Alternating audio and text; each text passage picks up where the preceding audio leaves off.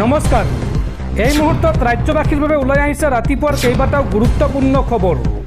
আজি হৈছে 24 নৱেম্বৰ 2025।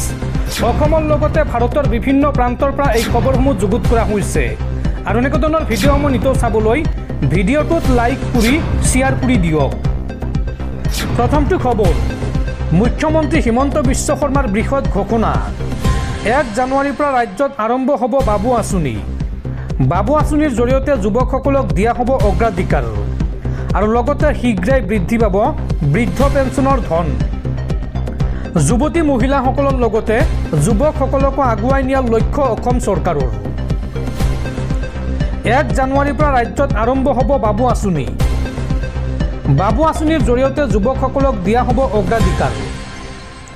যুৱতী মহিলাসকলৰ লগতে যুৱকসকলকো আগুৱাই নিয়াৰ লক্ষ্য অসম চৰকাৰৰ। শীঘ্ৰেই বৃদ্ধি পাব বৃদ্ধ পেঞ্চনৰ ধন। যুৱকসকল আৰু বৃদ্ধসকলৰ আবেদনক লৈ মুখ্যমন্ত্ৰী হিমন্ত বিশ্ব শৰ্মাৰ এই ডাঙৰ ঘোষণা। পৰৱৰ্তী খবৰ, সাৱধান, পুনৰ ভয়ংকৰ গতিত আহি আছে সাগৰীয় ঘূৰ্ণী বতাহ। এইবাৰ দেশত ধ্বংসলীলা চলাব পাৰে কাল ঘূৰ্ণী চেন্নাৰে। সমুদ্ৰৰ ঢৌ উঠিছে বহু উচ্চতালৈ। বতৰে ল'ব কাল ৰূপ। বতৰ বিজ্ঞান কেন্দ্ৰই এই সন্দৰ্ভত জাৰি কৰিছে হাই এলাৰ্ট। ভাৰতৰ কোন কোন ৰাজ্যত পৰিব এই কাল ঘূৰ্ণীৰ প্ৰভাৱ চাওঁ আহক। ভয়ংকৰ ৰূপত আহিছে কাল ঘূৰ্ণী চেন্নাৰ। কাল ঘূৰ্ণী চেন্নাৰে চলাব পাৰে তাণ্ডৱ।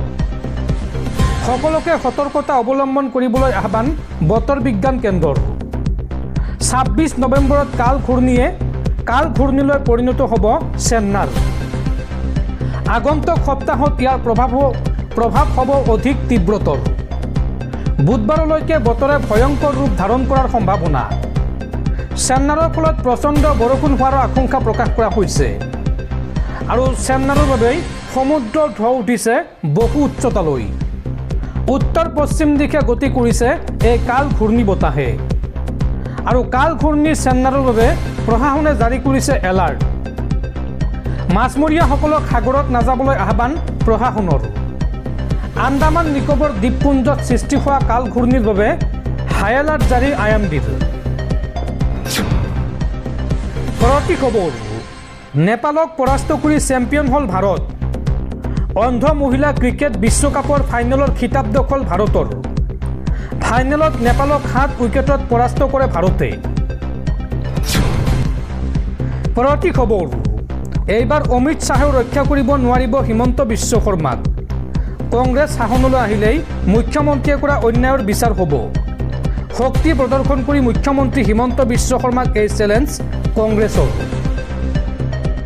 শক্তি প্ৰদৰ্শন কৰি মুখ্যমন্ত্ৰী হিমন্ত বিশ্ব শৰ্মাক এইবাৰ চেলেঞ্জ কংগ্ৰেছৰ। এইবাৰ অমিত শ্বাহেও ৰক্ষা কৰিব নোৱাৰিব হিমন্ত বিশ্ব শৰ্মাক। গৌৰৱ গগৈৰ নেতৃত্বত কংগ্ৰেছে 2026ত অসমত গঠন কৰিব চৰকাৰ আৰু কংগ্ৰেছ শাসনলৈ আহিলেই মুখ্যমন্ত্ৰীয়ে কৰা অন্যায়ৰ বিচাৰ হ'ব। বিজেপিৰ পৰা পৰিত্ৰাণ পাবলৈ উঠি পৰি লাগিছে দল সংগঠনৰ লগতে অসমৰ জনতা। যোগদান কাৰ্যসূচীত কংগ্ৰেছী বিধায়ক আসিফ মহম্মদ নাজাৰৰ এই বিস্ফোৰণ। উল্লেখযোগ্য যে দেওবাৰে লাহৰীঘাটত শতাধিক লোকে যোগদান কৰিলে কংগ্ৰেছত আৰু শক্তি প্ৰদৰ্শন কৰি মুখ্যমন্ত্ৰী হিমন্ত বিশ্ব শৰ্মাক এই চেলেঞ্জ কংগ্ৰেছৰ। পৰৱৰ্তী খবৰ, আন্তঃৰাষ্ট্ৰীয় বজাৰত পুনৰ হুৰাহুৰে কমিছে ভাৰতীয় টকাৰ মূল্য। এইবাৰ পুনৰ সৰ্বকালৰ অভিলেখ ভাঙি ভাৰতীয় টকাৰ পতন। শোচনীয় হৈ পৰিল দেশীয় মুদ্ৰা। আমেৰিকাৰ $1 বিপৰীতে আজিৰ দিনটোত ভাৰতীয় টকাৰ মূল্য হৈছে গৈ 89 টকা 62 পইচা। অৰ্থাৎ আমেৰিকাৰ $1 ভাৰতৰ 89 টকা 62 পইচা। পৰৱৰ্তী খবৰ, 25 নৱেম্বৰৰ পৰা আৰম্ভ হ'ব অসম বিধানসভাৰ শীতকালীন অধিৱেশন। 5 দিনীয়াকৈ অনুষ্ঠিত হ'ব বিধানসভাৰ শীতকালীন অধিৱেশন। 26খন নপুৰণি বিধেয়ক উত্থাপন হ'ব এই অধিৱেশনত আৰু ইয়াৰে ভিতৰত 5খন বিধেয়ক সম্পূৰ্ণ নতুন। এই কথা সদৰি কৰে বিধানসভাৰ প্ৰধান সচিব দুলাল পেগুৱে।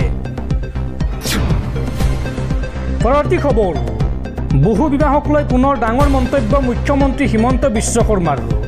মুখ্যমন্ত্ৰী হিমন্ত বিশ্ব শৰ্মাই কয় যে মোৰ টাৰ্গেট অকল মিয়া বুলি নকওঁ বা মোৰ টাৰ্গেট অকল মিয়া নহয়। অসমত হিন্দুসকলেও পাতে এজনীতকৈ বেছি বিয়া, কিন্তু বহু বিবাহৰ সংখ্যাটো মিয়াৰ মাজত অকণমান বেছি। এই মন্তব্য ৰাজ্যৰ মুখ্যমন্ত্ৰী হিমন্ত বিশ্ব শৰ্মাৰ। পৰৱৰ্তী খবৰ, নিষিদ্ধ ঘোষিত উগ্ৰপন্থী সংগঠন আলফা স্বাধীনত পুনৰ মক্ষম আঘাত।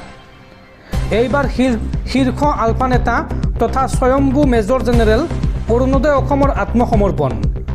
অসম ম্যানমাৰ সীমান্তত আছাম ৰাইফলছৰ ওচৰত আত্মসমৰ্পণ কৰে অৰুণোদয় দহতীয়া ওৰফে বিজিত গগৈয়ে।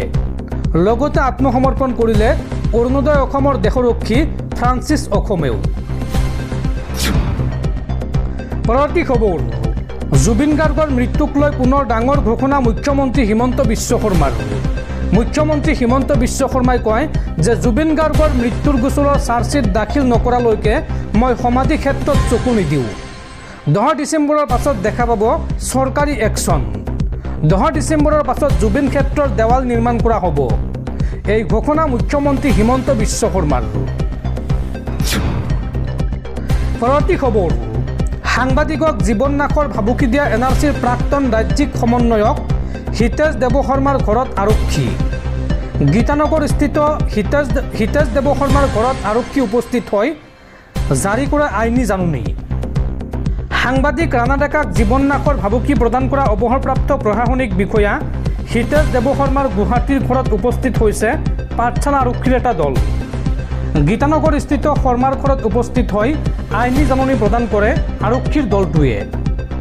DSP মৃগাক্ষী দাসৰ নেতৃত্বত আহিছে পাঠশালা আৰক্ষীৰ এই তদন্তকাৰী দলটো।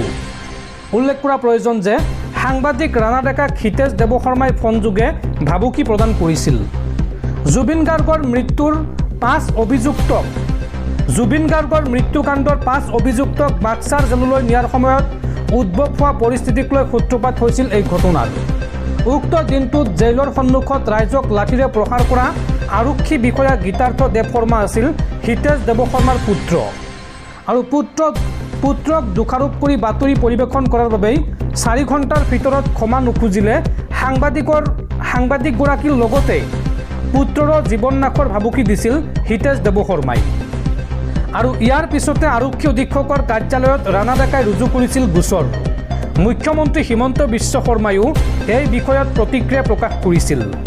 ঘটনাটোক লৈ ৰাজ্যজুৰি তীব্ৰ প্ৰতিক্ৰিয়া সৃষ্টি হোৱাৰ পাছতে প্ৰায় 4 দিনৰ পিছত তদন্ত প্ৰক্ৰিয়া আৰম্ভ কৰিছে আৰক্ষীয়ে।